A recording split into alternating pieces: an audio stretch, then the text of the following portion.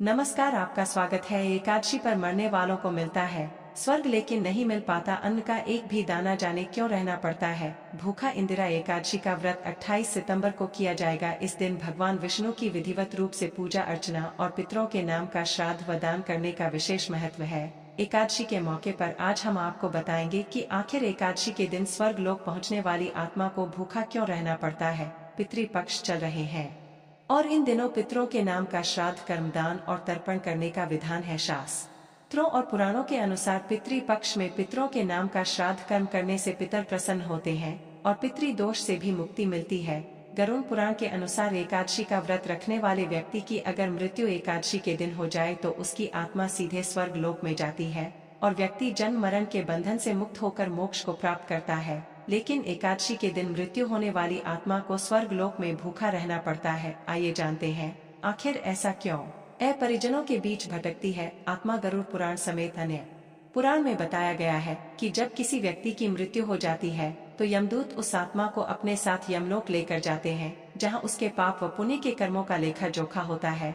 फिर 24 घंटे बाद ही आत्मा को उसके घर वापस छोड़ देते हैं। यमदूत द्वारा छोड़े जाने के बाद मृत व्यक्ति की आत्मा अपने परिजनों के बीच भटकती रहती है और परिजनों को पुकारती है, लेकिन उस आत्मा को कोई सुन नहीं सकता। परिजनों के रोते बिलखते देखकर आत्मा फिर से अपने शरीर में प्रवेश करने की कोशिश करती है, लेकिन यमदूतों के पाशे में बंधे होने के कारण आत्मा ऐसा नहीं कर पाती। इसलिए एकादशी के दिन आत्मा को रहना पड़ता है भूखा। एकादशी के दिन जिस व्यक्ति की मृत्यु हो जाती है वह सीधे स्वर्ग लोक में जाती है, लेकिन उनको वहां पर इस दिन भूखा ही रहना पड़ता है। गरुड़ समेत अन्य पुराण के अनुसार एकादशी के दिन स्वर्ग समेत सभी लोकों में भंडारा बंद रहता है, जिसकी वजह से इस दिन आत्मा को इस दिन भूखा ही रहना पड़ता है। इस दिन स्वर्ग लोक में सभी एकादशी का व्रत रखते हैं। हालांकि व्यक्ति से जुड़े पाप व पुण्य के लेखा जोखा समेत सभी कार्य किए जाते हैं, लेकिन इस दिन भोजन किसी को नहीं मिलता है। स्वर्ग लोक की तरह बैकुंठ धाम में भी भंडारा बंद रहता है और भगवान विष्णु व माता लक्ष्मी समेत बैकुंठ धाम में रहने वाले सभी एकादशी का व्रत करते हैं।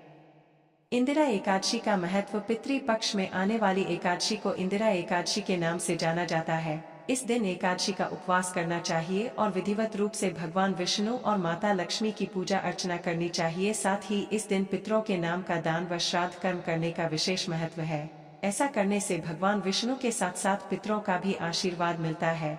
धार्मिक मान्यताओं के अनुसार इंदिरा एकादशी का व्रत करने और पितरों की पूजा करने से 7 पीढ़ियों के पितर तृप्त हो जाते हैं और परिवार में सुख शांति और समृद्धि बनी रहती है। जन्म मरण के बंधन से मुक्त हो जाता है व्यक्ति। गीता में बताया गया है कि माह के 30 दिनों को चंद्र के घटने व बढ़ने के अनुसार 15-15 दिन में बांटा गया है।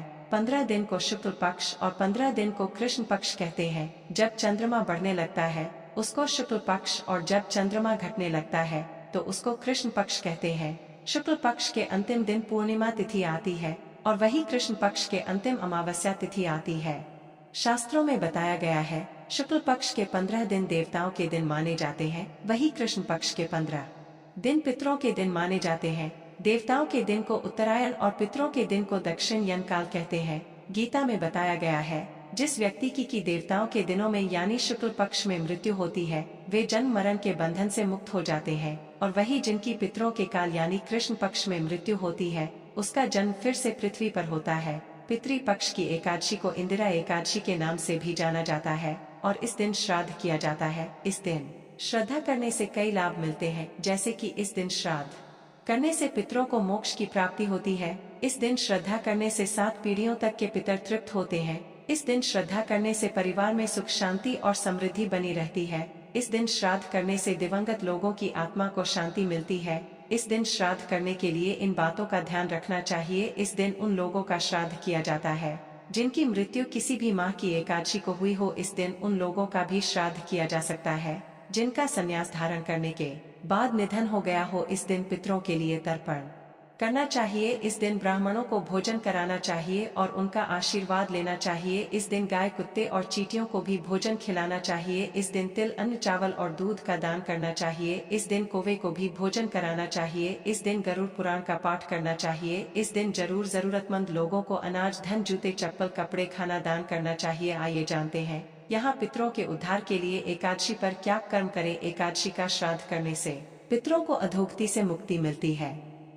तथा सद्गति प्राप्त होती है। मान्यता अनुसार यदि आपके कोई पूर्वज जाने अनजाने में हुए अपने पाप कर्म के कारण यम लोग नरक में अपने कर्मों का दंड भोग रहे हैं, तो इस एकादशी विधि पूर्वक व्रत करके इस व्रत के पुण्य को पूर्वजों के नाम पर दान कर दिया जाए तो उन्हें इस दंड से छुटकारा मिलकर स्वर्ग की प्राप्ति होती है। एकादशी तिथि का श्राद्ध करने से ऋषि और सन्यासियों को आशीर्वाद मिलता है।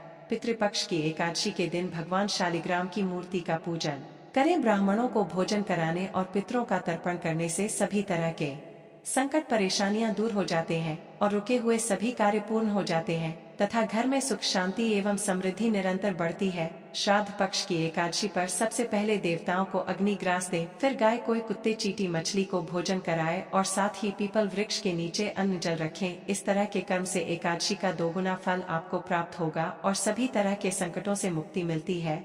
अश्विन कृष्ण एकादशी का श्राद्ध करने वाला निरंतर ऐश्वर्य की प्राप्ति करता है। एकादशी तिथि को संन्यास लेने वाले व्यक्तियों का श्राद्ध करने की परंपरा है। इस दिन एकादशी व्रत रखा जाता है, अतः इस बार इंदिरा एकादशी का व्रत रखा जाएगा। एकादशी तिथि के दिन श्राद्ध का दान किया गया है तो यह सर्वश्रेष्ठ दान है। इस दिन व्रत रखकर श्रद्धा कर्म करने से पितरों के देव्य माँ और भगवान विष्णु प्रसन्न होते हैं। इस एकादशी का व्रत रखने और श्राद्ध करने से कर से मुक्ति मिलती है। एकादशी तिथि का श्राद्ध करने वालों को समस्त वेदों का ज्ञान प्राप्त होता है। एकादशी के श्राद्ध करने वालों के जीवन के संपूर्ण पाप कर्मों का विनाश हो जाता है। इस दिन पूजा करके आप जाने अनजाने में हुए अपने पाप कर्मों से छुटकारा भी पा सकते हैं। जय श्री कृष्ण। दोस्तों, आपको यह जानकारी कैसी लगी कृपया कमेंट करके जरूर बताएं। वीडियो पसंद आया हो तो लाइक करें और ऐसे ही और भी बहुत सारी कहानियों को सुनने के लिए चैनल को सब्सक्राइब जरूर करें। धन्यवाद।